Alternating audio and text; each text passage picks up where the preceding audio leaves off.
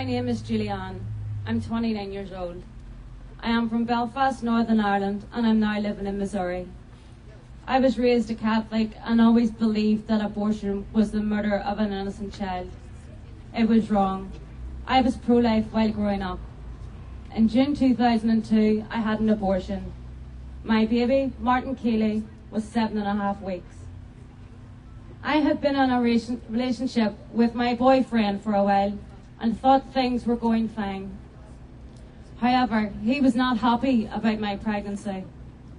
It was only then that he had disclosed to me he had been lying to me not only about his name, but also about his job.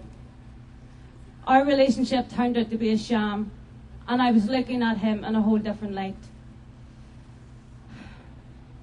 He gave me lots of reasons why I should not have the baby.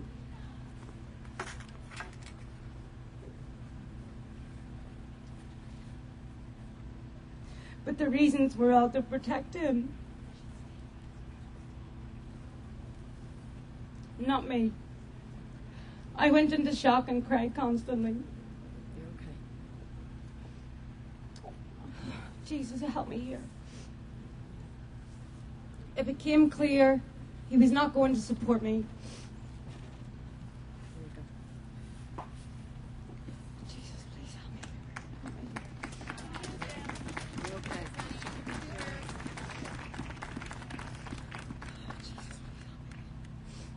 I worried about how I was going to cope on my own with a baby and how I would manage financially. He convinced me over a period of 3 hours to have an abortion. Abortion is not legal in Northern Ireland, and I would have to travel to England. He set up the referral appointment in Belfast, which we attended together. I was upset the whole time we were with the counsellor, and I felt like I was just going through the emotions, but not really in control. My boyfriend gave me £500 to pay for the abortion. I already had a flight booked to visit a friend in London that weekend, and my boyfriend's reasoning was, why not have an abortion while you're there? A bit of shopping, sightseeing, and an abortion. I thought we could salvage our relationship, so I felt I had no choice in the matter. I just wanted someone to tell me that I didn't have to go through with this. There was no one. Within 7 hours of finding out I was pregnant, I was heading towards the abortion clinic in London.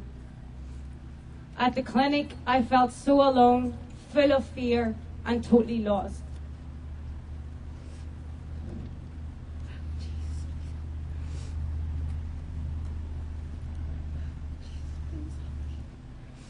The staff were very cold, didn't make eye contact, and had limited conversation with me. I felt that I was just another number to them. They asked me for more money for an injection I apparently needed. The receptionist made a flippant comment about how they didn't want to throw me out, seeing I had came all this way. Did I want to pay cash or post the cheque? Even in my distraught state, I could see they were only interested in money and not me nor my baby. I was placed in a waiting room with lots of other women, all waiting for their abortions. All the women were black, and I was the only white woman. Some women even had babies with them, which I remember being horrified by. My turn came to go for the abortion procedure. The medical staff wore masks. I was put on a table, given an injection in my arm, and the next thing I knew, I was waking up with a doctor calling my name. I cried as soon as I realized that my baby had gone and kept asking myself, why did I let my boyfriend convince me to do this? I left the clinic after an hour. My life changed forever. When I walked out of the abortion clinic, I felt like a dead corpse. I was not the same person and remained in shock the whole weekend before travelling home. After the abortion, the first thing I did on arriving home was to go to my church and ask for God's forgiveness for what I had done. But I believed that God would not forgive me and He would punish me in some way. Depression set in and I started having nightmares. My boyfriend had disappeared, and I would have no contact with him for a year. I couldn't hold the pain in any longer, and after 3 days, I told my parents and family what I had done.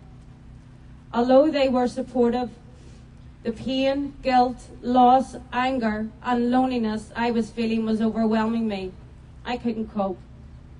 I rang the abortion referral agency and told them how I was feeling. They said that I was still in shock. They never gave me any aftercare advice or help. I didn't know who to turn to, so I turned to alcohol to numb the pain. When I was drunk, I would ring my boyfriend and leave messages on his answer machine saying he made me kill my baby. I hated him so much. I just wanted to turn back time and have my baby back. I fell away from going to church, which made matters worse. I felt that there was no one who had sinned as much as me, and I couldn't be forgiven. My life continued in a downward spiral. In May 2006, I went to a Silent No More gathering at Belfast City Hall, and I heard 2 women speak about their abortions. I couldn't believe that these women had the courage to do that. One of the women, Lynn Coles, talked about healing after abortion, and I knew that this was God's plan for me. Against the odds, the following weekend, I went on a Rachel's Vineyard retreat run by Lynn, and Jesus powerfully healed me from the pain of my abortion. He took away my fear, guilt, and shame and made me whole again.